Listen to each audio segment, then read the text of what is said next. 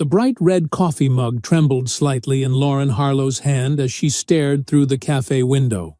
Time seemed to slow down as her brain struggled to process what her eyes were seeing.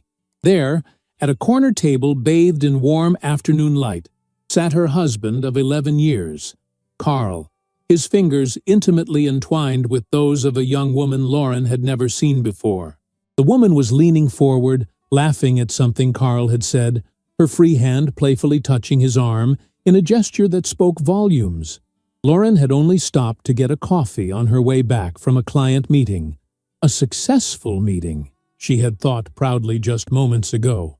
After 3 years of building her freelance design business while raising 2 young daughters, she had finally landed a contract that would bring financial stability and creative fulfillment. She had been excited to share the news with Carl. Now, as she stood frozen on the sidewalk outside Maple Street Cafe, that excitement turned to ice in her veins. She watched as Carl brought the woman's hand to his lips, a tender gesture he hadn't shown Lauren in years. His wedding ring caught the light, a mocking glint that sent a sharp pain through Lauren's chest. 11 years of marriage, 2 beautiful daughters, a home they had built together. All of it suddenly felt like a carefully constructed illusion. Her first instinct was to run, to get back in her car and pretend she hadn't seen anything, to preserve the comfortable life she had worked so hard to maintain. But something deeper stirred within her, something that had been dormant for too long, a sense of dignity, of self-worth. Without fully realizing what she was doing, Lauren straightened her cream-colored blouse, ran a hand through her chestnut hair, and walked purposefully toward the cafe entrance. Her heart hammered against her ribs with each step, but her face remained composed, a mask of calm determination. The bell above the door announced her arrival with a cheerful jingle that felt jarringly out of place. Several patrons glanced up briefly before returning to their conversations, but Lauren's eyes remained fixed on the corner table. She saw the exact moment Carl noticed her, his face draining of color, his body stiffening in panic. The young woman, oblivious to the unfolding drama, continued talking animatedly until she realized Carl was no longer listening. "Carl," the woman said, her voice carrying across the now too quiet cafe. "What's wrong? You look like you've seen a ghost." Lauren approached their table with measured steps. She felt oddly detached, as though watching herself in a movie. The woman, pretty, probably in her late 20s, with cascading dark hair, looked up with mild curiosity.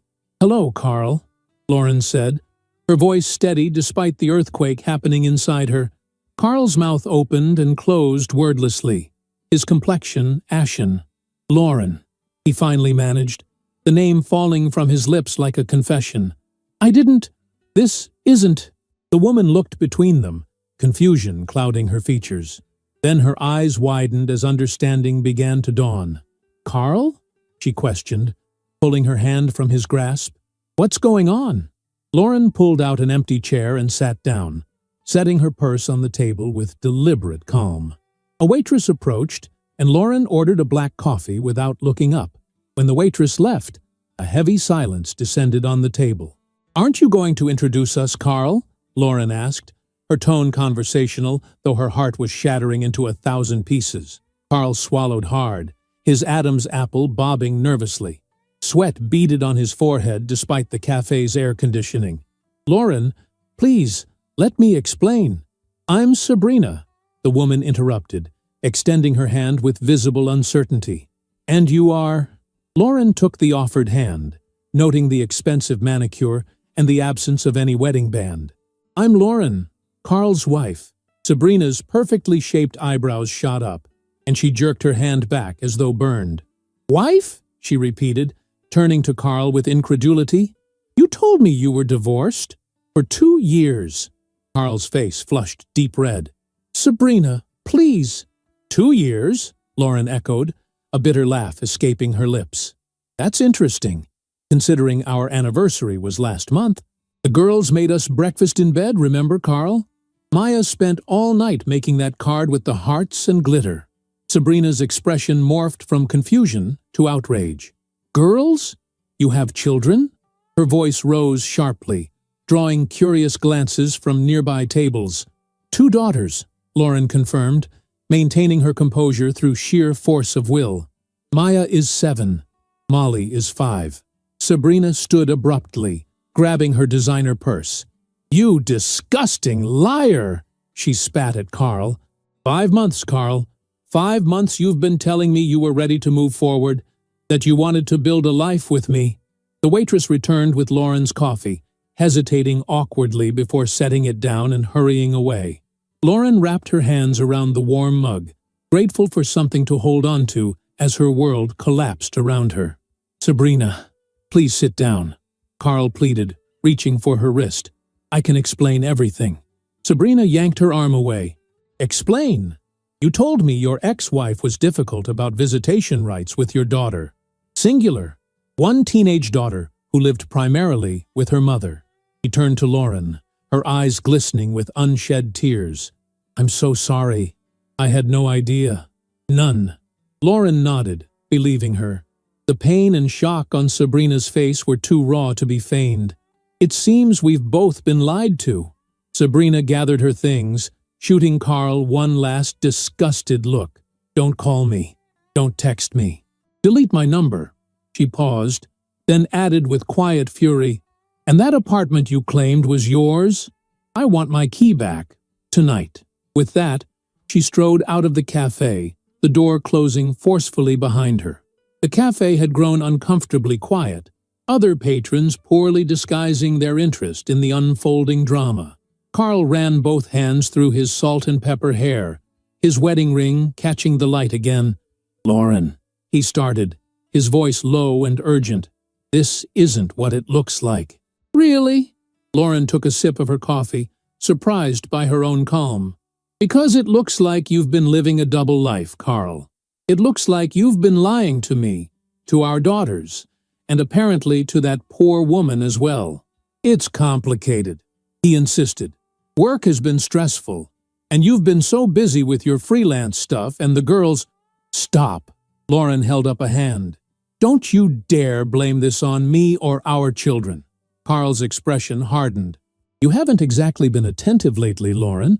A man has needs. Needs? Lauren repeated, her voice dangerously quiet. Like the need for honesty, respect, loyalty? Those kinds of needs? A muscle twitched in Carl's jaw. You're making a scene, he hissed, glancing around at the interested onlookers. No, Carl. You made the scene when you decided to cheat on your family.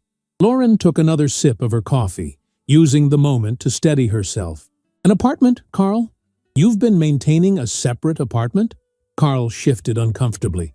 It's just a small place. For work sometimes, when I need to stay late. And you gave your girlfriend a key. It wasn't a question. She's not my girlfriend, Carl insisted, though his eyes wouldn't meet hers. What should I call her then? Your mistress? Your side piece? Lauren's composure was beginning to crack. How many others are there, Carl? How many women think they're in a relationship with a divorced father of one? Carl's silence was answer enough. Lauren felt sick to her stomach. The coffee she'd been drinking threatened to come back up. Do you love her? The question slipped out before she could stop it, and Lauren immediately hated herself for asking. Carl sighed heavily. Lauren, can we please discuss this at home? Like adults? Like adults? Lauren laughed, a hollow sound. Adults don't live double lives, Carl. Adults don't lie to their spouses and children. Keep your voice down, he snapped, his facade of contrition slipping to reveal the anger underneath. Lauren leaned forward, her voice barely above a whisper. You don't get to tell me what to do anymore, Carl. Not after this. She stood, leaving her coffee mostly untouched. Carl reached for her hand, but she pulled away. Don't come home tonight, she said quietly. I need time to think about what happens next. Where am I supposed to go? He demanded, his entitled indignation almost comical under the circumstances. Lauren shouldered her purse, a strange calm settling over her. I hear you have an apartment. As she walked away, she felt dozens of eyes on her back, heard the murmurs and whispers. But for the first time in years, Lauren wasn't concerned with appearances or what others thought of her. The only thought in her mind was how she would tell her daughters that their family was about to change forever. In her car, Lauren sat with her hands gripping the steering wheel, staring blankly ahead. Tears wouldn't come. Not yet. Instead, a cold determination was building inside her, a resolve she hadn't known she possessed. Carl had always controlled everything: their finances, their social circle, their future plans. He'd made her feel lucky to have him, as though she were the one who needed to work harder to deserve his love and attention. As she started the engine, Lauren made a promise to herself. This betrayal wouldn't break her. It would remake her, and Carl Harlow would soon discover that he had severely underestimated the woman he had married. Lauren pulled into the driveway of their two-story suburban home, a property that had once represented everything she'd ever wanted. Now, as she stared at the perfect lawn and manicured shrubs, she wondered how much of her life had been built on lies. The sky had darkened with approaching storm clouds, matching her mood as she sat motionless in the car, gathering strength for what lay ahead. Mrs. Peterson from next door waved cheerfully while retrieving her mail. Lauren managed a weak smile in return, the muscle memory of neighborhood pleasantries still functioning despite her inner turmoil. How strange that the world continued as normal, while hers had shattered into unrecognizable pieces. Inside the house, Lauren was greeted by the babysitter, Amber, a college student who watched the girls after school 3 days a week while Lauren met with clients. "They're upstairs playing," Amber reported, gathering her textbooks. "Maya finished all her homework, and Molly's been working on a drawing for you." "Thank you," Lauren replied, handing Amber her payment. She added an extra $20, earning a surprised smile from the young woman. "Is everything okay, Mrs. Harlow?" Amber asked, concern in her eyes. "You seem a little off." Lauren realized she must look as devastated as she felt. "Just a difficult client meeting," she lied, forcing a smile. "Nothing serious." After Amber left, Lauren climbed the stairs slowly, each step requiring conscious effort. From the playroom came the sound of her daughter's laughter, innocent and untouched by the storm about to hit their lives. She paused in the doorway, watching them. Maya was helping Molly build a tower with colorful blocks, her dark hair falling across her face as she concentrated. Molly, with her father's blue eyes and dimpled cheeks, clapped delightedly when they added another level without it toppling. "Mommy!" Molly noticed her first, abandoning the tower to run into Lauren's arms. Lauren lifted her youngest daughter, breathing in the scent of apple shampoo and childhood, holding her a little tighter than usual. Maya approached more cautiously, her perceptive eyes studying Lauren's face. At 7, she was already too observant, too sensitive to the emotional undercurrents around her. "What's wrong, Mom?" she asked directly. Lauren set Molly down and crouched to eye level with both girls. "Nothing for you to worry about, sweetie. Mommy just had a long day." She tucked a strand of hair behind Maya's ear. "How about we make pizza for dinner? You can choose the toppings." The distraction worked for Molly, who cheered and began listing her favorite toppings. But Maya continued to watch Lauren with concern. "Where's Dad?" she asked. "He promised to help me with my science project tonight." The innocent question felt like a knife twisting in Lauren's chest. "Dad had to work late," she managed. "But I can help you with your project." Maya's shoulders slumped slightly. "He always works late." There was such resignation in her daughter's voice that Lauren felt a fresh wave of anger toward Carl. How many promises had he broken with their daughters while maintaining his alternate life? "I know, sweetheart, but I'm here, and I'm all yours tonight."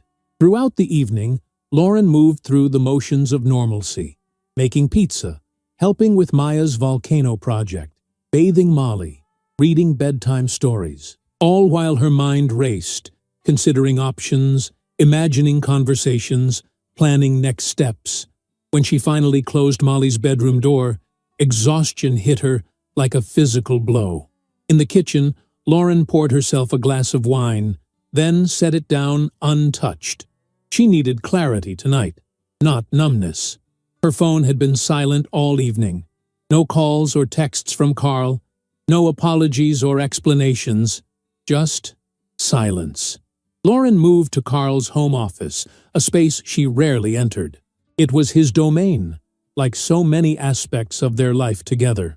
She hesitated at the threshold, feeling like an intruder despite the circumstances. Then, with renewed determination, she stepped inside. The room was meticulously organized, desktop cleared of papers, pens arranged in perfect alignment, books shelved by size and color. Carl had always been particular about his spaces. Lauren sat at his desk and stared at the locked computer screen, wondering how many secrets it held. She opened the desk drawers one by one, finding nothing unusual until the bottom drawer on the right. Inside was a stack of mail addressed to Carl Harlow, but at an address she didn't recognize. With trembling hands, Lauren spread the envelopes across the desk. Bank statements, credit card bills, an internet service provider bill, all for an apartment in Westlake Heights, an upscale area 15 miles away. The dates on the statements went back 14 months. 14 months of deception, running parallel to family dinners, school events, and anniversary celebrations. Lauren's hands shook as she opened one of the bank statements. The monthly rent withdrawal was listed plainly, $2,200, more than their mortgage payment. As she continued searching, more discoveries emerged. A hidden compartment in the desk revealed a second cell phone, sleek, expensive, and password protected. A folder contained documents for a credit card she knew nothing about, with monthly statements showing charges at restaurants far nicer than any Carl had taken her to in years. Jewelry stores, weekend getaways to nearby coastal towns. The scope of the deception was breathtaking. This wasn't a momentary lapse or a recent affair. This was calculated, sustained betrayal. Lauren felt physically ill, bracing herself against the desk as waves of nausea washed over her. When her phone buzzed with an incoming text, she nearly jumped out of her skin. It was Carl. Staying at a hotel tonight, as requested. We need to talk tomorrow. Don't do anything rash. Don't do anything rash. As if discovering her husband's elaborate double life was something to be calmly discussed over coffee. As if she were the unreasonable one. Lauren didn't respond. Instead, she took photos of everything she'd found. The statements, the bills, the hidden phone, evidence. Then she carefully returned everything exactly as she'd found it, closing the drawer on Carl's secret life. Sleep was impossible that night. Lauren lay in their bed, staring at the ceiling, replaying moments from their marriage with new context. The late nights at work, the unexplained weekend conferences, the gradual emotional distancing that she'd blamed herself for. She'd worked so hard to be the perfect wife, the perfect mother, believing that if she could just do better, try harder, Carl would be fully present again. What a fool she'd been. Morning came with no answers but a steely resolve. After getting the girls ready for school, maintaining a facade of normalcy that drained her completely, Lauren called her most reliable client and explained she needed a few personal days. Then she dropped Maya at elementary school and Molly at preschool, lingering longer than usual during goodbyes, drawing strength from their innocent love. Back home, Lauren showered and dressed with unusual care, choosing a tailored navy dress that made her feel protected, armored. At precisely 9:30, she drove to the bank where they held their joint accounts. The personal banker recognized her immediately. "Mrs. Harlow, lovely to see you," he greeted warmly. "How can I help you today?" "I'd like detailed statements for all our accounts," Lauren said calmly, "and information about any accounts my husband might have opened separately." The banker's smile faltered slightly. "I'd be happy to provide statements for your joint accounts, but for Mr. Harlow's personal accounts, he would need to request those himself." Lauren had anticipated this. "I understand. In that case, I'd like to open a new account in my name only, and I'd like to transfer half of our joint savings into it." The banker's expression remained professionally neutral, but Lauren caught the flicker of understanding in his eyes. He'd seen this before: marriages unraveling, assets being divided, the first financial steps toward separation. By noon, Lauren had secured half of their joint savings, $62,000, in an account only she could access. It wasn't theft, it was self-preservation. She had no idea what Carl might do when confronted, and she needed to protect herself and her daughters. Her next stop was the office of Riley Hartman, a divorce attorney whose reputation for fierce advocacy preceded her. Lauren had found her name after a quick online search for the city's top divorce lawyers, specifically those who specialized in cases involving financial deception. Riley's office was minimalist and elegant, with awards and credentials tastefully displayed. The attorney herself was a study in controlled power, sharp-eyed, impeccably dressed, with a handshake that conveyed both strength and reassurance. "Tell me everything," Riley instructed once they were seated in her office. "Don't leave anything out, no matter how embarrassing or painful." For the next hour, Lauren recounted the events of the previous day, the discoveries she'd made, and her suspicions about the extent of Carl's deception. Riley took meticulous notes, occasionally asking clarifying questions, but mostly listening with focused attention. "What do you want, Lauren?" Riley asked when Lauren had finished. "Beyond the practicalities of financial settlement and custody arrangements, what outcome are you hoping for?" The question caught Lauren off guard. In the whirlwind of discovery and reaction, she hadn't had time to consider what she truly wanted. "I want," she began slowly, searching for words. "I want my daughters to be protected from as much pain as possible. I want financial security for their future and mine. And I want," her voice strengthened, "I want Carl to face consequences for what he's done. Real consequences." Riley nodded, a glimmer of approval in her eyes. "Good. That clarity will help guide our strategy." She leaned forward. "Here's what happens next. We'll file for divorce, citing adultery and financial misconduct. Before that, though, we need to gather comprehensive evidence of his affairs and hidden assets. I have photos of the statements I found," Lauren offered. "That's a start," Riley acknowledged. "But we need more, much more. I'll engage a forensic accountant who specializes in uncovering hidden assets in divorce cases, and I recommend hiring a private investigator to document his activities with this Sabrina woman and any others." The suggestion made Lauren's stomach turn. "That feels so invasive." Riley's expression softened momentarily. "I understand, but Carl invaded your marriage, your family, your trust. This isn't about revenge, Lauren. It's about ensuring you and your daughters receive what you're legally and morally entitled to." By the time Lauren left Riley's office, she had a detailed action plan and the first stirrings of something that felt like hope. Not hope for reconciliation. That door had closed the moment she saw Carl holding another woman's hand, but hope that she might emerge from this nightmare with her dignity and future intact. As Lauren drove to pick up her daughters from school, her phone rang. Carl's name flashed on the screen. She let it go to voicemail, then listened to his message at a red light. "Lauren, this is ridiculous. I'm coming home tonight. We need to talk like adults and work through this. What happened was a mistake, but it doesn't have to mean the end of our family. Think about the girls." The mention of their daughters ignited a fresh wave of anger. How dare he use Maya and Molly as emotional leverage? When Lauren pulled up to the preschool pickup line, she spotted Molly waiting with her teacher. The sight of her youngest daughter's face lighting up at seeing her car triggered an unexpected surge of tears. Lauren quickly wiped them away before Molly could notice. "Mommy, I made a butterfly today," Molly announced as Lauren helped her into her car seat. "It's beautiful, sweetheart," Lauren replied, carefully securing the handmade paper butterfly. "Just like you." As they drove to collect Maya, Lauren glanced at Molly in the rearview mirror, happily singing to herself, blissfully unaware that her world was about to change forever. The weight of protecting her daughters from the fallout of Carl's betrayal felt crushing. But there was strength growing within her, too. a fierce, protective resolve that would carry her through whatever came next. Carl had underestimated her, dismissing her as just a wife, just a mother.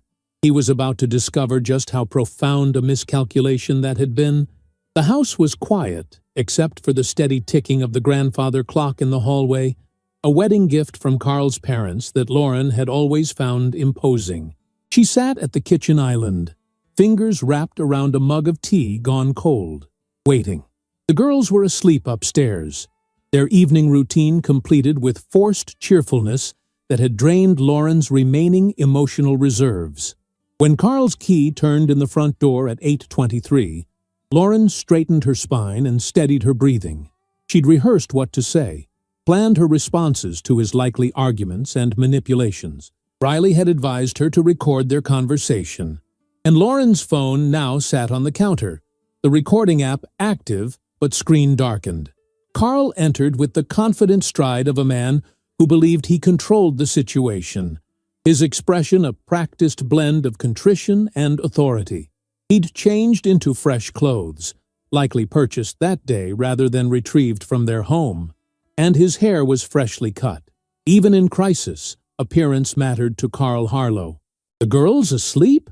he asked casually, as if this were any ordinary evening. "Yes," Lauren replied, her voice deliberately neutral. "They asked about you at bedtime."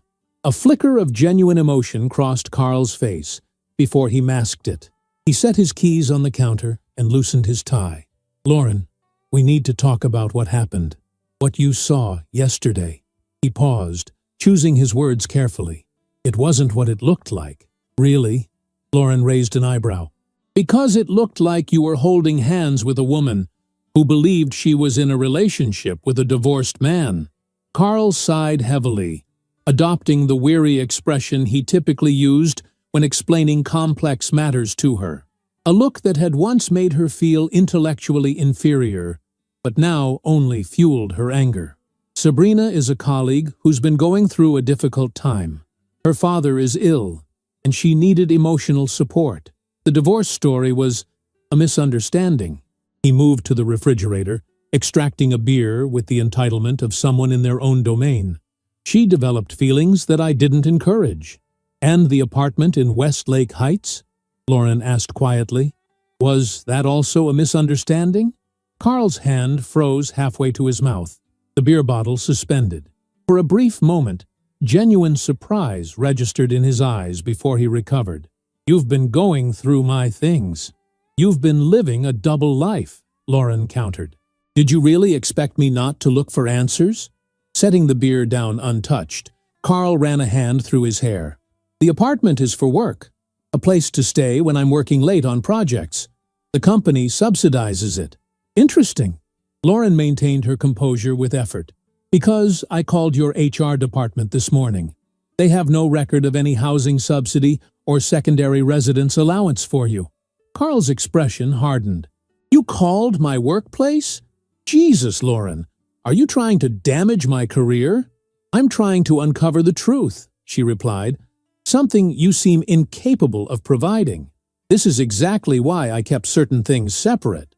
Carl snapped, his facade of remorse crumbling. "You've never understood the pressures I'm under, the complexity of my position. And the credit card statement showing dinners for two at the Riverview, the weekend getaways to Oceanside Inn, were those work pressures too?" Carl's eyes narrowed. "You had no right to go through my private papers, and you had no right to betray our marriage vows," Lauren replied, her voice gaining strength. "To lie to me, to our daughters, to create this elaborate fiction." "Don't be dramatic," Carl dismissed with a wave of his hand. "Men in my position often need to maintain certain accommodations. It doesn't mean I don't care about you and the girls." Lauren stared at him, truly seeing him perhaps for the first time in their marriage. This confident, handsome, successful man, whom she'd placed on a pedestal for years, he was nothing more than a collection of calculated lies and entitlement. "How many others have there been, Carl?" she asked quietly. "This conversation is pointless," he deflected, reaching for his beer again. "What matters now is how we move forward." For the sake of the girls, we need to put this behind us. Like you put Sabrina behind you? Or was she just the most recent? Carl's jaw tightened. I'm not going to engage in this, Lauren. I made a mistake. People make mistakes. A mistake is forgetting to pay the water bill or burning dinner, Lauren said. What you've done is systematic deception. For 14 months, at minimum, you've maintained a separate residence, spent thousands of dollars of family money on other women, and constructed elaborate lies to cover your tracks. Family money? Carl laughed coldly. My money, Lauren. Let's be clear about that. Who earns the primary income in this household? Who pays for this house? The girls' private school tuition, your luxury SUV. There it was, the weapon he'd always wielded when cornered. Financial dominance. For years, he'd subtly reinforced her economic dependence, grudgingly supporting her freelance career, while reminding her of its insignificance compared to his executive salary. Our money, Carl. I gave up my career to raise our children. I've built my business while managing our household, coordinating the girls' activities, maintaining our social obligations, all so you could focus on your precious career. A career that provides everything you have, he shot back. Lauren took a deep breath. She would not allow him to derail the conversation. I spoke with a lawyer today. The statement landed like a physical blow. Carl's expression shifted from condescension to alarm. You what? I've retained Riley Hartman to represent me in our divorce proceedings. Carl set his beer down with deliberate control. Don't be absurd. We're not getting divorced over one indiscretion. We're getting divorced because you've been living a double life, Lauren corrected him. Because you've diverted family funds to support that life, lied to me and our children, and shown no genuine remorse for any of it. Riley Hartman, Carl repeated, recognition dawning. The shark who represented Tim Warner's ex-wife? The one who took him for millions? He barked a humorless laugh. You think you're going to do that to me? Lauren, be realistic. You signed a prenuptial agreement.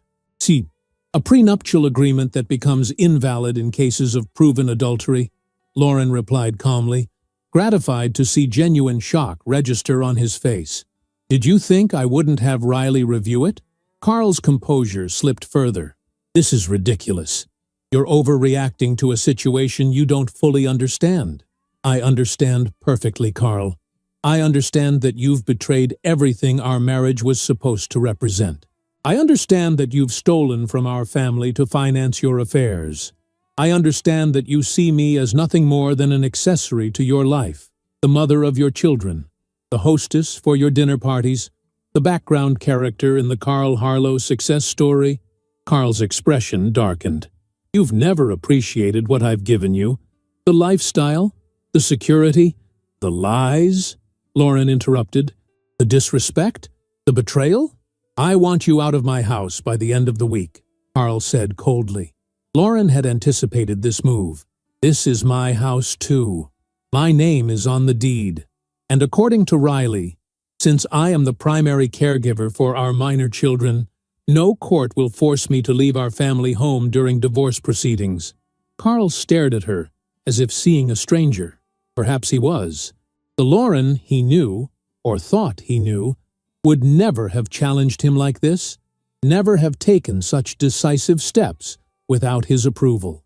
The girls need stability, Lauren continued. They'll remain here, with me, in their home. You're welcome to remove your personal belongings, but this house and its contents stay as they are until the court determines otherwise. You've clearly been well coached, Carl said bitterly. Did your lawyer also advise you on how this will affect the girls? How they'll feel when their family is torn apart because their mother couldn't forgive one mistake? The emotional manipulation might once have worked. Not anymore. Don't you dare use our daughters as leverage, Carl. If you cared about their stability, you wouldn't have risked everything with your one mistake, which we both know was neither singular nor accidental. Carl's phone buzzed in his pocket. He glanced at it briefly, then returned it without answering. Sabrina? Lauren asked with raised eyebrows. Or someone else? Another woman who thinks she's dating a divorced father of one? "This conversation is over," Carl declared, snatching his keys from the counter. "You're clearly not in a rational state of mind. We'll discuss this when you've calmed down." "I've never been calmer or more rational," Lauren replied, "and there's nothing to discuss. My lawyer will contact yours tomorrow." Carl's face reddened with anger. "You think you can handle this on your own? You've been a stay-at-home mom for most of our marriage. Your little design business barely covers the grocery bill." "I earned $64,000 last year," Lauren stated flatly, "while managing our household, raising our children, and supporting your career. I'm more capable than you've ever given me credit for." Carl scoffed, but uncertainty had crept into his expression. He'd always underestimated her, categorized her as dependent and docile. The woman standing before him now, composed, determined, steps ahead of him, didn't fit his narrative. "This isn't over," he warned, moving toward the door. "You have no idea what you're getting into." "Neither do you," Lauren replied softly. After the door closed behind him, Lauren released a shaky breath, her carefully maintained composure finally cracking. She sank onto a kitchen stool, trembling with adrenaline and emotional exhaustion. But beneath the exhaustion was something unexpected, a sense of power she hadn't felt in years. Her phone chimed with a text message from Riley. "How did it go?" Lauren responded simply, "Exactly as expected. He underestimates me." Riley's reply came quickly. "They always do. That's our advantage." The following morning brought a flurry of activity. Riley's office filed the initial divorce papers, and Carl was formally served at his office. A tactical decision Riley had suggested to establish the seriousness of Lauren's intent. By noon, Lauren had received 6 missed calls from Carl and 3 increasingly angry voicemails, which she forwarded directly to Riley without listening to them fully. The forensic accountant Riley had recommended, a meticulous woman named Eleanor Bryce, arrived at the house to begin reviewing the financial documents Lauren had gathered. Eleanor's methodical approach and obvious expertise provided Lauren with a strange comfort. This was a professional who had seen it all before, who knew exactly where to look for hidden assets and financial misconduct.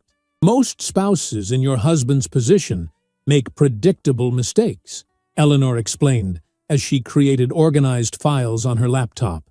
"They think they're being clever, but there are patterns we know to look for. Money leaves trails, Mrs. Harlow. Always."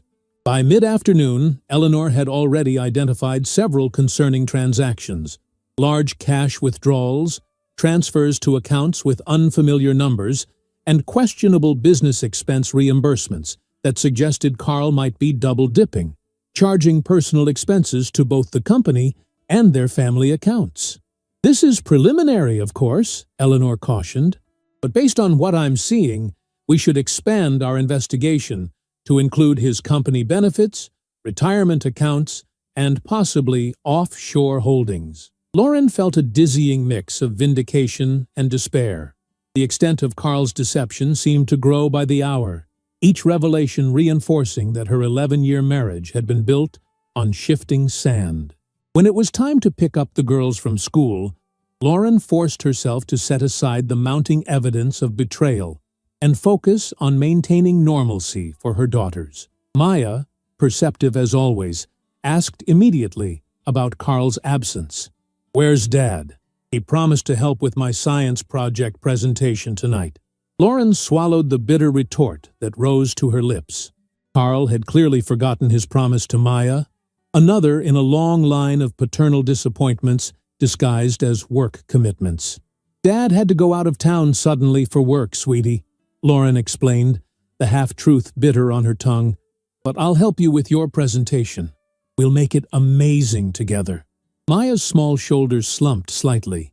"He always has to work." The simple observation, delivered with such resignation, broke Lauren's heart. How many times had Carl disappointed their daughters? How many promises had he broken while maintaining his alternate life? That evening, after helping Maya practice her volcanic eruption demonstration and reading Molly 3 bedtime stories, Lauren sat alone in the kitchen with a glass of wine and her laptop. She'd been avoiding social media since discovering Carl's betrayal, but now she logged into Facebook with a specific purpose. There, in Carl's friend list, she found her, Sabrina Woodward. Her profile picture showed a beautiful young woman with dark, wavy hair and a confident smile. Lauren hesitated only briefly before sending a private message. "Sabrina, it's Lauren Harlow. I think we should talk. Not about reconciling with Carl. That ship has sailed for both of us, I imagine, but about comparing notes. If you're willing, I believe we could help each other understand the full scope of his deception." Lauren sent the message without overthinking it, then closed her laptop. She didn't expect an immediate response, or any response at all, but she needed to try. The more she learned about Carl's double life, the more she suspected Sabrina might have valuable information. Just as she was preparing for bed, Lauren's phone buzzed with a notification. Sabrina had responded, "I'll meet you. Not because I owe you anything, but because I'm starting to suspect he lied to me about a lot more than just being divorced. Tomorrow, 10 a.m., Capital City Coffee on 3rd Street. I'll be wearing a red scarf." Lauren stared at the message, a mixture of apprehension and determination swirling within her. Meeting her husband's mistress for coffee wasn't exactly covered in the How to Handle Your Spouse's Infidelity handbook, but conventional approaches had never revealed the truth about Carl. Perhaps it was time for unconventional methods. She typed a quick reply, "I'll be there. Thank you." As Lauren finally lay down to sleep, she realized something surprising. She hadn't cried today, not once. The paralyzing shock was giving way to something else entirely. A steely resolve to uncover every lie, to protect her daughters from further harm, and to emerge from this nightmare stronger than Carl could ever have imagined. Tomorrow, she would face Sabrina Woodward across a coffee table and take another step into the unknown territory of her new reality. A reality where Lauren Harlow was no longer the trusting wife, but a woman determined to reclaim her power, her dignity, and her future. The morning air carried a crisp autumn chill as Lauren approached Capital City Coffee, her heart hammering against her ribs. She'd chosen her outfit with care, a structured blazer over a simple blouse and jeans, wanting to project confidence she didn't entirely feel. Through the cafe window, she spotted a young woman with a vivid red scarf draped around her neck, dark hair falling in waves past her shoulders. Sabrina Woodward looked even younger in person than in her social media photos, perhaps 29 or 30 at most. Lauren took a steadying breath and pushed open the door. The warm aroma of coffee enveloped her as she walked directly to Sabrina's table. Recognition flashed in the younger woman's eyes, followed by a complex mixture of emotions: embarrassment, curiosity, and something that looked surprisingly like relief. "Thank you for agreeing to meet," Lauren said, settling into the chair opposite Sabrina. "I ordered you a latte," Sabrina replied, gesturing to the steaming mug waiting on Lauren's side. "I hope that's okay. Carl mentioned once that it was your usual." The casual reference to Carl knowing her coffee preference, a small, intimate detail shared between lovers, landed like a physical blow. Lauren nodded, wrapping her hands around the warm mug, but not drinking. "This is unusual," Sabrina continued, her voice softer than in the heated cafe confrontation 2 days earlier. "I've never had coffee with my boyfriend's wife before." "Ex-boyfriend," Lauren corrected gently. A sad smile touched Sabrina's lips. "Definitely ex." She straightened her shoulders. "Look, I want to be clear about something right away. I had no idea Carl was married. None. He told me he'd been divorced for 2 years, that his ex-wife had moved to Chicago with their teenage daughter. He said they had an amicable arrangement where he had visitation during school breaks." Her eyes filled with genuine distress. "I would never knowingly date a married man. Never."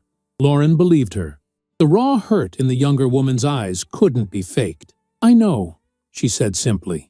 "That's not why I wanted to meet." "Why did you then?" Sabrina asked, genuine curiosity in her voice. Because I think we're both victims of the same skilled liar, Lauren replied, and I think together we might understand the full picture better than either of us could alone. Sabrina studied Lauren's face, seeming to assess her sincerity. Finally, she nodded. What do you want to know? Everything, Lauren said. How you met, what he told you about himself, his schedule, his life, anything that strikes you as significant, or that might contradict what I know. For the next hour, over refilled coffee cups, Sabrina detailed her 14-month relationship with Carl Harlow, or rather, with the fictional version of Carl he had presented to her. They had met at a charity fundraiser where Carl had introduced himself as a recently divorced executive who'd moved to the area for a fresh start. He'd been charming, attentive, seemingly transparent about his past. He showed me pictures of his daughter, Sabrina said, making air quotes with her fingers. A teenager named Emma, who supposedly lived with her mother in Chicago. She pulled out her phone and showed Lauren a photo. Lauren stared at the image in disbelief. It showed Carl with his arm around a teenage girl who was definitely not Maya or Molly. I have no idea who that is, she whispered, but those aren't our daughters. Sabrina's face paled. So he invented a fake daughter too. That's disturbed. Did you ever speak to this Emma? Lauren asked. No. He always said the time zones made it difficult to coordinate calls when I was around. Sabrina's expression hardened. God, the excuses were endless. Weekend trips canceled at the last minute because of work emergencies. Mysterious phone calls he'd take in another room. Times when he was completely unreachable. She looked up suddenly. Those were probably times he was with you and your real daughters, weren't they? Lauren nodded, feeling sick. Family dinners, birthday parties, school events. Sabrina pushed her coffee cup away, her appetite apparently gone. I feel so stupid. Don't, Lauren said firmly. Carl is exceptionally skilled at manipulation. He had me fooled for 11 years of marriage. How did you find out? Before the cafe, I mean. Lauren hesitated, then decided honesty was the only approach that made sense now. I didn't know anything until I saw you two through the cafe window. Everything I've learned since has been through investigation afterward. Sabrina looked genuinely shocked. You just happened to drive by? Right place, right time, Lauren confirmed with a humorless smile. Or wrong place, wrong time, depending on your perspective. Sabrina shook her head in disbelief. If you hadn't seen us that day, we'd both still be in the dark. The realization hung between them, heavy with implications. How much longer might Carl's deception have continued without that chance encounter? Sabrina, Lauren said carefully, you mentioned an apartment. In the cafe, you told Carl to return your key. His apartment in Westlake Heights, Sabrina confirmed. Though I'm guessing it's not just his apartment, is it? It's definitely not our family home, Lauren clarified.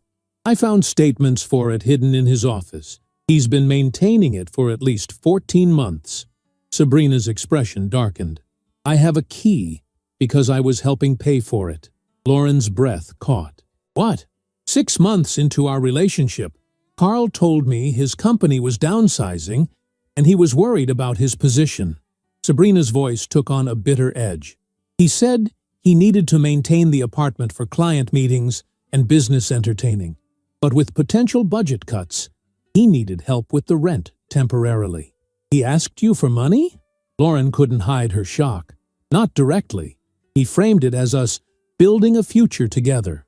Said if I contributed to our living space now, it would show commitment to our relationship. Sabrina laughed without humor. I've been paying $800 monthly toward rent for the past 8 months, plus utilities and groceries whenever I stayed there, which was most weekends. Lauren did the mental calculation. Over $6,000 that this young woman had contributed to Carl's deception. I'm so sorry, Sabrina. Don't be. I'm the idiot who fell for it. Sabrina brushed hair from her face with a trembling hand. The worst part is, I was starting to think we might get engaged soon. He kept talking about taking our relationship to the next level once some big work project was completed. The conversation continued, each revelation more disturbing than the last. Carl had told Sabrina he was 40 years old, shaving 3 years off his actual age. He'd claimed his parents were both deceased, erasing Carl's very much alive mother, Jasmine. He'd described a childhood in Seattle, though Carl had grown up in Boston. It was as if he had constructed an entirely new identity, borrowing only the professional accomplishments from his real life. "Do you think I was the only one?" Sabrina asked suddenly. "Besides you, I mean. Do you think there were others?" Lauren hesitated. "I don't know, but given how elaborately he constructed this separate life, I wouldn't rule it out." Sabrina nodded slowly, then reached for her purse. "There's something else you should see." She extracted a manila folder and slid it across the table. "I found this in his desk at the apartment yesterday when I went to collect my things." Lauren opened the folder with trepidation. Inside were financial statements for accounts she'd never seen before, offshore accounts in the Cayman Islands, cryptocurrency investments, documentation for a shell company named Harlow Consulting, LLC. "There's more," Sabrina said quietly. "Keep looking." Beneath the financial documents lay a folder labeled Exit Strategy, in Carl's distinctive handwriting. Lauren's hands trembled as she opened it. Inside was a meticulously detailed plan for leaving his current life, research on states with favorable divorce laws, notes on asset protection strategies, even custody arrangements that would allow him minimal contact with dependents while avoiding significant support obligations. "He was planning to leave," Lauren whispered, the reality hitting her like a physical blow. "Both of us, apparently." Sabrina nodded grimly. "There's a list of cities at the back where he was considering relocating. Denver, Austin, Phoenix, all places where he has no existing connections."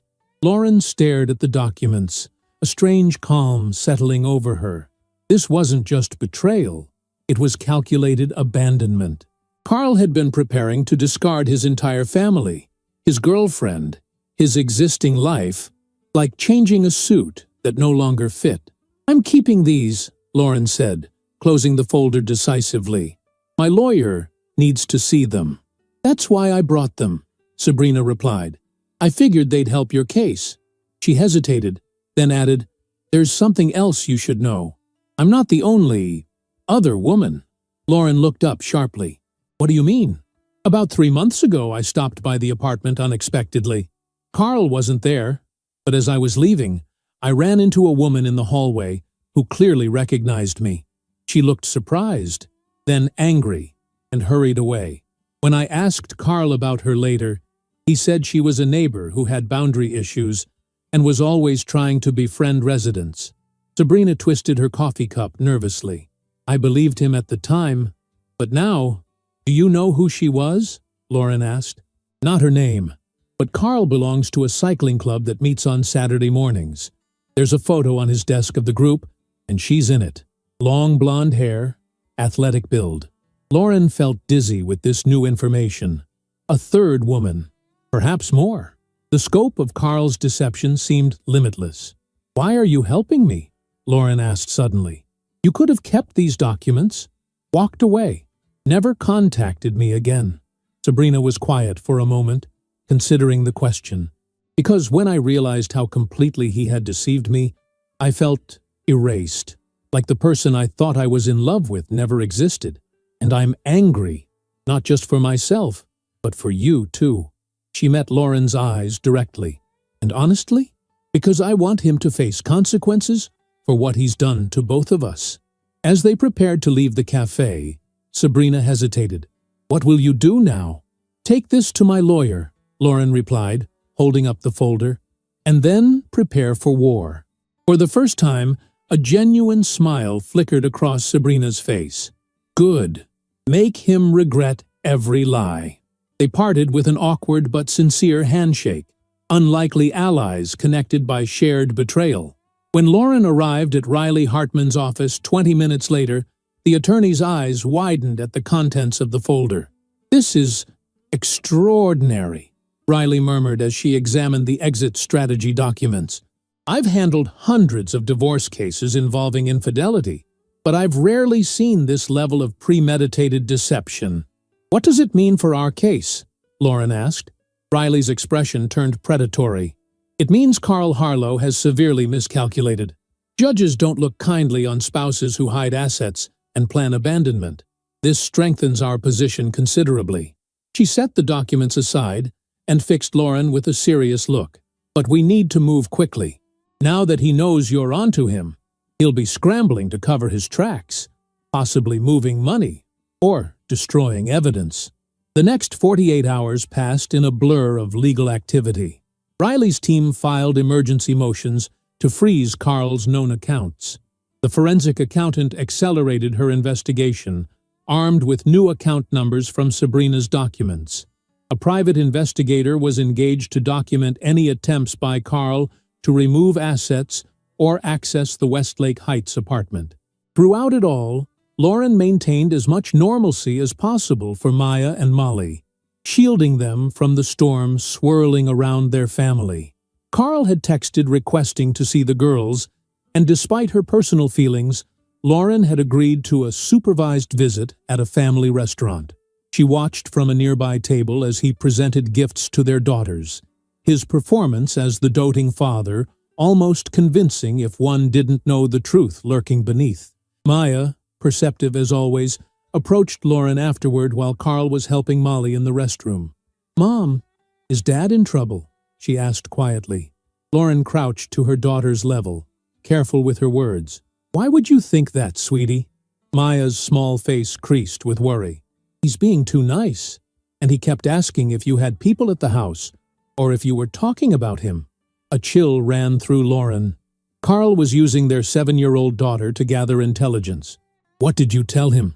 "That you were sad sometimes, but trying to hide it," Maya replied, with the devastating honesty of childhood. "And that a lady with lots of papers came to the house?" Lauren hugged her daughter close, heart racing. "Maya, listen to me. If Dad asks you questions like that again, it's okay to say you don't know or don't want to talk about it. You don't have to answer grown-up questions, okay?" Maya nodded solemnly, her eyes too knowing for a child her age. "Are you and Dad getting divorced like Emily's parents?"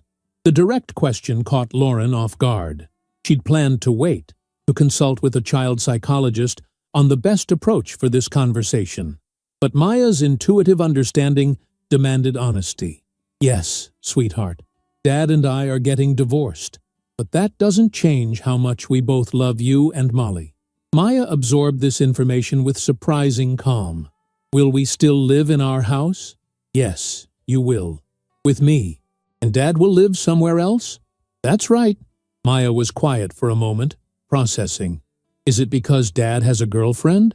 I saw him with a lady at the mall. He told me she was just a work friend, and not to tell you because it would make you upset for no reason." Lauren fought to keep her expression neutral, despite the rage boiling inside her.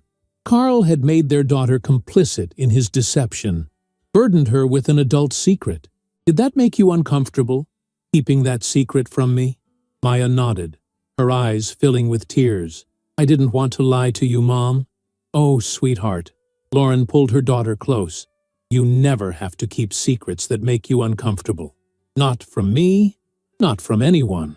And what happened between me and Dad is grown-up stuff that isn't your fault or your responsibility." As Carl returned with Molly, Lauren stood with renewed determination.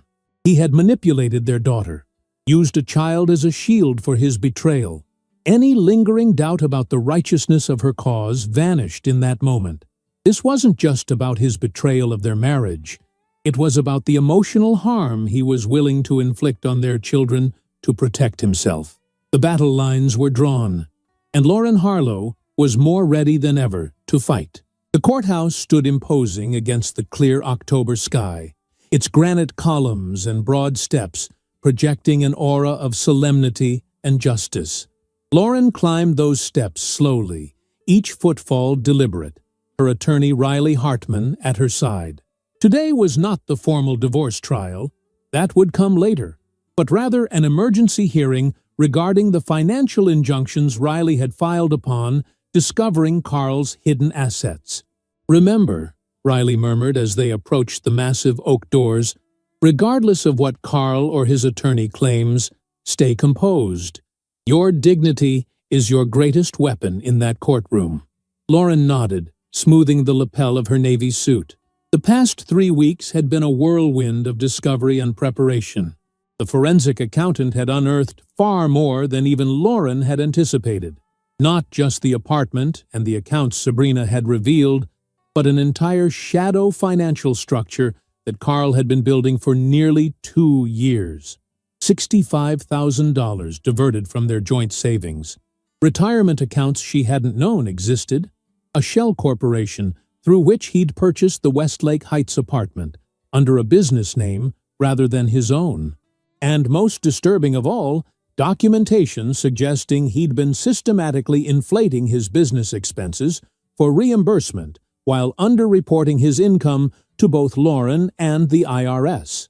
Inside the courtroom, Lauren spotted Carl immediately, seated beside his attorney, Jackson Mills, a divorce lawyer known for aggressive tactics and representing high-net-worth clients. Carl looked immaculate as always in a charcoal suit, his posture radiating confidence. When he noticed Lauren, he offered a slight nod, as though they were colleagues at a business meeting rather than spouses whose marriage had imploded under the weight of his deceptions.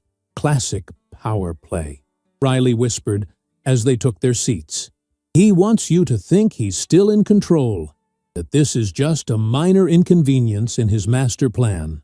But Lauren saw what Riley didn't: the almost imperceptible tension in Carl's jaw, the slight dampness at his temples. Beneath that cultivated veneer of composure, Carl Harlow was worried. The hearing began with procedural formalities, but quickly progressed to the heart of the matter. Riley presented the court with meticulous documentation of Carl's financial deceptions, his voice measured but relentless as she outlined the trail of hidden assets, diverted funds, and systematic misrepresentations. "Your Honor," Riley concluded, "given the substantial evidence of Mr. Harlow's deliberate concealment of assets and his documented plans to leave the jurisdiction, we ask that all accounts identified in our filing remain frozen, that Mr. Harlow surrender his passport, and that the court appoint a receiver to prevent further dissipation of marital assets." Carl's attorney rose with practiced indignation. "Your Honor, these allegations are grossly exaggerated. My client maintains separate accounts for legitimate business purposes, all of which would have been disclosed during standard discovery. Mrs. Harlow has taken routine financial management and distorted it into some kind of elaborate conspiracy." The judge, a woman in her 60s with silver-streaked hair and penetrating eyes, studied both attorneys thoughtfully. "Mr. Mills, these documents indicate your client has transferred substantial sums to offshore accounts, established a separate residence unknown to his wife, and prepared detailed plans for relocating outside this jurisdiction. How would you characterize those actions?" Mills hesitated, clearly caught off guard by the judge's direct question. "My client's business requires contingency planning, Your Honor. The documents Mrs. Harlow's team has presented have been taken entirely out of context." "Then perhaps your client can provide the appropriate context," the judge suggested, turning her gaze directly to Carl. "Mr. Harlow, would you care to explain why you've been moving assets offshore while researching states with favorable divorce laws?" Carl straightened his tie and adopted the confident expression Lauren had seen him use in countless business negotiations. "Your Honor, as an executive with significant responsibilities, I maintain various investment accounts as part of standard wealth management practices. The research into relocation options was merely exploratory, related to potential career opportunities." "And the separate apartment your wife knew nothing about?" the judge pressed. "A legitimate business expense for client entertainment and late-night work sessions," Carl replied smoothly. "My company's headquarters is 30 miles from our family home. Having a place closer to the office is simply practical." "A business expense you asked another woman to help pay for," the judge noted, referencing Sabrina's affidavit, "while telling her you were divorced." For the first time, Carl's composure faltered visibly. He hadn't expected Sabrina to provide sworn testimony. That situation is complicated, Your Honor. Indeed. The judge's tone was dry. Mr. Harlow, this court takes a dim view of litigants who play shell games with marital assets. Based on the evidence before me, I'm granting the emergency injunctions requested by Mrs. Harlow. All accounts identified will remain frozen pending further proceedings. You will surrender your passport to the court within 24 hours, and I am appointing a receiver to review all financial transactions you've made in the past 24 months. Lauren felt a wave of vindication wash over her, but maintained her composed exterior as the judge continued. Additionally, given the evidence that you involved your minor child in concealing your extramarital relationships, all visitation will be supervised until a full custody evaluation can be completed. This final pronouncement visibly shook Carl. His face flushed with anger, and he leaned over to whisper furiously to his attorney. Mills placed a restraining hand on his arm, a clear warning not to antagonize the judge further. As they left the courtroom, Lauren caught Carl's eye. For a brief moment, his mask slipped completely, revealing naked fury and something else, fear. For perhaps the first time, Carl Harlow was beginning to understand that he was not in control of this situation. First round goes decisively to us, Riley said as they descended the courthouse steps. Carl clearly didn't expect the judge to see through his explanations so quickly. What happens next? Lauren asked. Now we prepare for the main event, Riley replied. Carl knows he's vulnerable. His attorney will likely approach us about settlement terms within days. Riley's prediction proved accurate. 3 days after the hearing, Mills contacted her office requesting a settlement conference. The offer they presented was insultingly inadequate. Carl would keep the house and primary custody of the girls, while Lauren would receive a modest monthly support payment for 5 years. He still doesn't get it, Lauren said, shaking her head after reviewing the proposal. He thinks this is a negotiating tactic, that I'll be grateful for whatever crumbs he offers. Riley smiled thinly. Then let's educate him. Their counter-proposal was comprehensive and unyielding. Lauren would retain the family home and primary custody of the girls. Carl would pay substantial child support and alimony. All hidden assets would be declared and divided, with Lauren receiving compensation for funds Carl had diverted to his secret life. Most significantly, they demanded full financial transparency, including a forensic review of all his business expenses for the past 5 years. The response was immediate and explosive. Carl showed up at the house unannounced that evening, ignoring the temporary restraining order that required him to provide advance notice before visiting. "This is extortion!" he shouted when Lauren answered the door. "You're trying to destroy everything I've built." Lauren stood her ground, her voice calm but firm. "No, Carl. You destroyed it yourself with every lie, every betrayal, every dollar you stole from our family to finance your double life." "I built this life," he hissed, gesturing expansively at the house around them. "Everything we have is because of me, because of my work, my sacrifices." "Our sacrifices," Lauren corrected. "My career put on hold to raise our children. My support that allowed you to focus solely on your ambitions. My management of our home, our social connections, our family's emotional needs. You didn't build this life alone, Carl, and you certainly don't get to dismantle it on your terms." Something in her unwavering gaze seemed to unnerve him. This wasn't the accommodating, grateful Lauren he was accustomed to. This woman stood her ground with a confidence that matched his own. "The girls are asleep upstairs," she continued. "If you care about them at all, you'll leave now before they hear you making a scene." The mention of their daughters deflated some of Carl's righteous anger. He stepped back, running a hand through his hair. "This isn't over, Lauren." "No," she agreed. "But how it ends is no longer solely up to you." After Carl left, Lauren leaned against the closed door, her heart racing despite her outward calm. She'd stood her ground, but the confrontation had shaken her more than she wanted to admit.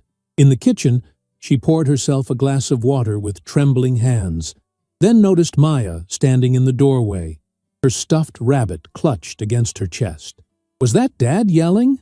Maya asked quietly. Lauren set her glass down, crossing to her daughter and crouching to eye level. "Yes, sweetheart. Dad is upset about some grown-up things. Is he mad at us?" Maya's voice was small, vulnerable. "No, not at all," Lauren assured her, smoothing Maya's hair. "Dad is dealing with some difficult consequences for choices he made. But none of this is your fault or Molly's fault. You are both so loved." Maya studied her mother's face with those perceptive eyes that seemed to see straight through adult pretenses. "You're different now, Mom." "Different how?" Lauren asked, genuinely curious about her daughter's perception. "Stronger," Maya said simply. "You don't look sad when you think no one's watching anymore." The observation, so insightful from a 7-year-old, brought unexpected tears to Lauren's eyes. "I am stronger," she acknowledged. "Sometimes difficult things can help us discover strength we didn't know we had." Maya nodded, as if this made perfect sense to her. Like in Frozen, when Elsa thought she had to hide her powers, but then she learned she was strongest when she wasn't afraid anymore. Lauren laughed softly, amazed by her daughter's ability to process complex emotional truths through the lens of her favorite movie. "Yes, exactly like that." Maya hugged her tightly. "I'm glad you're not hiding anymore, Mom." Over her daughter's shoulder, Lauren caught a glimpse of their reflection in the darkened window, mother and child illuminated in the warm kitchen light, holding each other against the night. Not broken, as she had feared they would be, but reconfigured into something new and possibly stronger than before. The following weeks brought seismic shifts in Lauren's world. Carl's company placed him on administrative leave pending investigation of his financial irregularities, which Riley had tactically reported to their compliance department.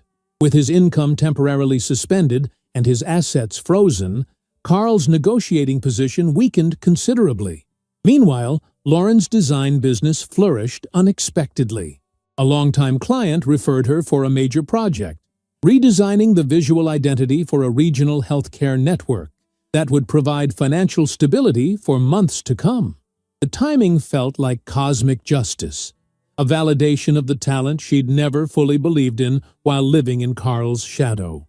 Perhaps most surprising was the relationship that developed between Lauren and her mother-in-law, Jasmine. Rather than siding with her son, Jasmine had appeared at Lauren's door one afternoon, her eyes red-rimmed but her spine straight. "Carl told me some story about you misunderstanding an innocent friendship," Jasmine said without preamble. "But I've known my son his entire life. I've seen how he compartmentalizes, how he rewrites reality to suit his needs." She took Lauren's hands in her own. "I want you to know that I'm here for you and my granddaughters, regardless of what happens with Carl." The unexpected alliance brought Lauren to tears. "I was so afraid you'd hate me for this." Jasmine's expression was sad but resolute. "The only person I'm disappointed in is my son, and I've told him exactly that." When the final settlement conference arrived 60 days after that first courthouse appearance, Carl's transformation was striking.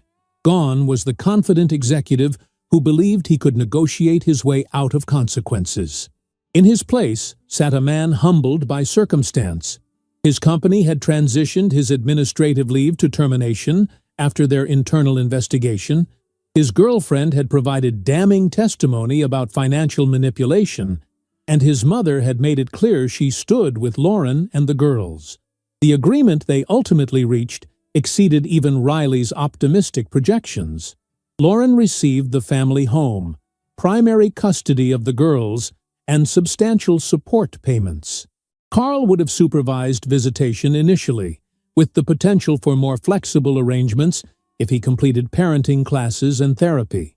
Most significantly, he was required to reimburse the full $65,000 he had diverted from their joint accounts, plus a penalty percentage that reflected the breach of fiduciary duty.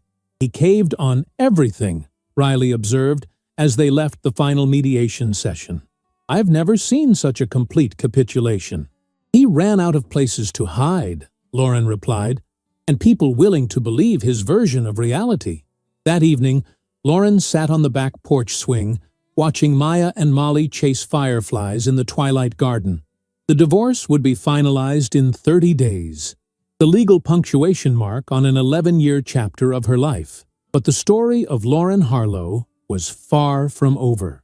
Her phone chimed with a text message from Wesley Caldwell, Maya's science teacher, who had been providing thoughtful support during parent-teacher conferences and school events throughout the tumultuous divorce process. His message was simple: "Just checking in. Hope you and the girls are doing well." Lauren smiled, typing back, "We are. Better than I would have thought possible 6 months ago." His response came quickly. "You're stronger than you know. Always have been." Perhaps that was the real revelation of this painful journey. Not just Carl's betrayal, but Lauren's discovery of her own resilience. The woman who had once defined herself primarily as Carl Harlow's wife and the mother of his children now stood independently, her identity no longer tethered to his approval or validation.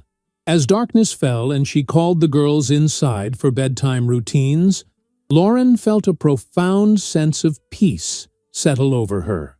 The path ahead wouldn't always be easy. Single parenthood rarely was, but she faced it without the crushing weight of deception and pretense that had characterized her marriage. Later, after tucking Molly in with 3 bedtime stories and listening to Maya's detailed plans for her upcoming science fair project, Lauren stood in the doorway of her bedroom, hers alone now, redecorated in colors she had chosen without considering anyone else's preferences.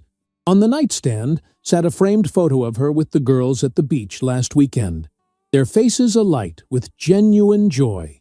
6 months ago, Lauren had accidentally discovered her husband's betrayal and thought her world was ending. Instead, she had found the beginning of something new, a life rebuilt on honesty, strength, and the profound love she had for her daughters. The woman who had once believed she needed Carl Harlow to feel complete now knew better. She caught her reflection in the mirror, shoulders straight, eyes clear, the hesitant smile replaced by one of quiet confidence. Carl had underestimated her in every possible way. It was the last mistake he would ever make at her expense.